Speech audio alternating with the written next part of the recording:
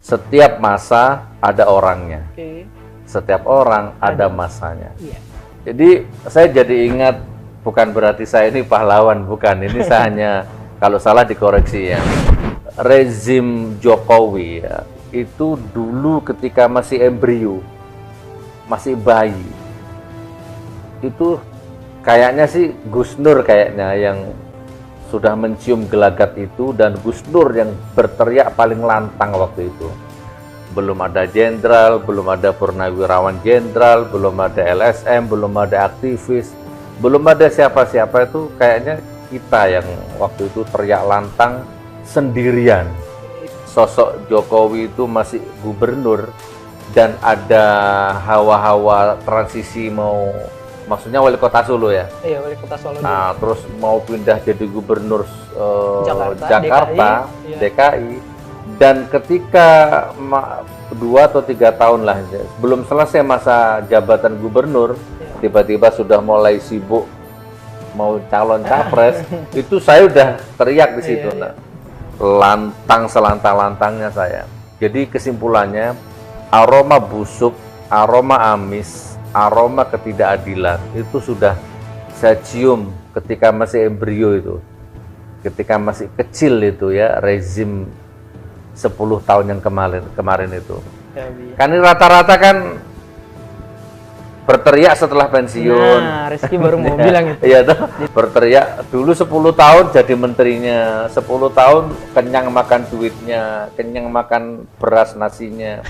Ya kan, sekarang begitu dipecat atau keluar atau sudah selesai baru teriak-teriak. Itu kebanyakannya begitu. Iya. Dan sejak itu Gus Nur merasakan sekali konsekuensi yang berat. Paspor dicabut, nggak boleh dakwah ke luar negeri. Saya itu tiap 3 bulan sekali ke Hong Kong, ke Korea, ke Taiwan. 3 bulan sekali rutin dari tahun 2005. Ya, tahun 2005. Berarti rezim itu belum lahir. Iya. Rezim Jokowi belum lahir itu. 2005 itu belum ada. Iya. Saya sudah rutin ke Hong Kong, ke Korea, ke Taiwan. Semuanya berasa lancar, Abi. Iya, lancar. Saya ceramah di mana-mana sama Banser baik, sama Ansor baik, gitu kan. Karena dalam tanda petik, ya saya ini juga mbah-mbah NU semua, gitu kan. Baik, kemana-mana baik. Di saat itu kan ada pertanyaan, ada jawaban, gitu kan. Jadi nanya sendiri, dijawab sendiri. Ini kalau saya terus begini, untungnya apa, ruginya apa? Kalau saya terus begini, kayaknya saya di penjara ini. Kalau saya terus begini nih, berantem terus sama Banser sama Ansor ini. Nah ini, padahal sementara undang-undang perampasan aset koruptor nggak disah sampai sekarang ini, tapi kalau aset saya dirampas banget gitu, habis gitu. 3 kali saya dirampas aset saya itu. Itu loh Bapak Ibu yang ada di DPR tuh. Ya, saya nggak pernah korupsi, nggak pernah makan uang rakyat, tapi harta saya cari pakai uang halal, kamera 3, laptop 3, handphone iPhone, yang terakhir ini sampai celana, jas, kursi diboyong semua, dimusnahkan katanya. Allah lagi soal.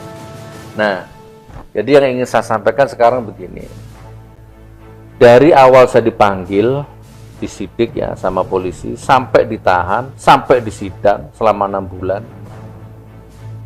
tidak ada satupun ya, baik polisinya, baik JPU-nya, baik saksi-saksinya, baik hakimnya, tidak ada satupun yang pernah melihat ijazah aslinya dan datang ke pengadilan, tidak pernah. Iya.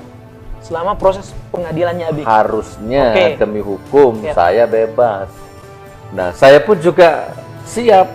Bahkan saya langsung ke jaksanya. Karena waktu itu pidana, beban pembuktiannya harus jaksa dong.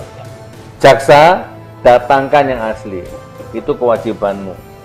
Kamu nuduh saya menebarkan berita bohong, maka datangkan berita aslinya. Maka saya siap cium kakimu. Itu viral videonya Abi itu. Jadi nggak usah minta maaf. Ahli hukum tata negara, ahli hukum profil, kurang jelas bagaimana bahasa saya ini. Ini bahasa saya keluarkan di ruang persidangan, bukan di terminal, bukan di warung kopi, ya, bukan di macam ini, di pengadilan, di depannya hakim. Saksian resmi ini, jelas, eksplisit. Jelas. Eksplisit di depan hakim. Coba Namun Jadi sekarang ya nggak ada, sampai saya dihukum pun nggak ada. itu yang gitu. Rizky mau perjelas ini. Nggak ada. Nah, jadi kalau sampai sekarang tiba-tiba ada yang ngomong sudah saya bawa ijazah aslinya, terus nanti saya siap datangkan ke pengadilan kalau dibutuhkan. Bullshit semua itu. Pengadilan sudah pernah digelar, perdata pidana sudah pernah, nggak pernah datang.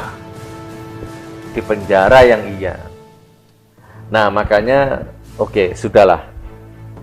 Biarlah itu menjadi bagian masa laluku. Ayo, saya tantang semua penduduk bumi. Jadi bukan Indonesia ini, semua penduduk bumi. Bisa nggak memuliakan Abu Lahab kamu? Abu Jahal, coba muliakan coba. Entah dengan artikel, dengan simposium, dengan seminar, dengan tulisan, terserah. Ya, pakai bahasa 7 langit, 7 bumi, terserah. Mau pakai 7 tinta, 7 samudra dibuat tinta, terserah. Nggak akan bisa, ya kan? Ilmuwan kayak apalah ya, profesor kayak, kumpulkan 7 samudra, laut, buatlah tinta, bumi dan langit ini buatlah bukunya, muliakan Abu Jahal kalau bisa, muliakan Abu Lahab kalau bisa. Nggak bisa. Nah, jadi nanti yang mendukung itu, rezim laknatullah itu, kalian pun akan tergerus nanti. Ya, kamu nggak ikut makan duitnya, tapi kamu ikut makan getahnya. Jadi nggak ikut makan nangkanya, kamu akan bermandikan getahnya nanti. Wallahu a'lam bishawab. Pertama, saya sudah bermubahalah berkali-kali. Ya, wallahu a'lam itu mubahalah itu dianggap main-main silahkan. Tapi intinya sudah terjadi itu. Bagaimana saya mengangkat Al-Quran, bukan hanya 1, bahkan sampai 16 Quran, dan berkali-kali. Itu pasti akan dimintai pertanggungjawaban oleh Allah, itu pasti itu. Nah. Dan itu pasti akan meninggalkan jejak digital yang akan menciptakan satu sistem algoritma yang akan memuliakan saya atau menghinakan saya. Itu pasti itu.